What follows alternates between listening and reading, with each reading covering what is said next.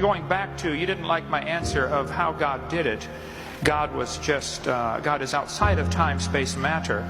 I think you need to stop and look at the theory that you are believing in, apparently, because there are so many thousands of unanswered questions. See, it's much easier for me to believe in the beginning God than to believe in the beginning dirt or matter. The evolutionist does not answer the question. There's 6 different types of evolution, as I shared clearly earlier. If the Big Bang Theory is true, then I would like to know what exploded and where did it come from and where did the energy come from and where did the space come from for the matter to expand into, and where did the organization come from and where did the information come from. There's a whole host of questions that are a whole lot harder for you to answer than in the beginning God.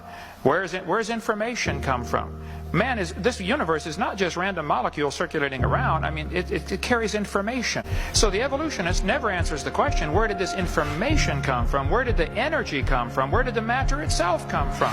And you gripe about my belief. I believe by faith in the beginning God. I know, I admit I don't understand that.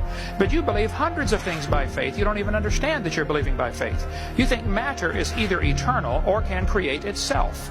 Well, that's the 2 choices. How did matter get here? The world is here. Where did the matter come from? Did it just happen by itself, or is it all just imaginary? We're not really here at all. You're faced with the option of, we're not really here, this is all just our imagination, or it had a beginning, or matter is eternal, which is both of the second 2 options are in violation of the obvious laws of thermodynamics. Matter doesn't create itself. And everything degrades over time. So either it had a beginning or it didn't. If it had a beginning, then what was before the beginning? I mean, there's so many thousands of things you take by faith.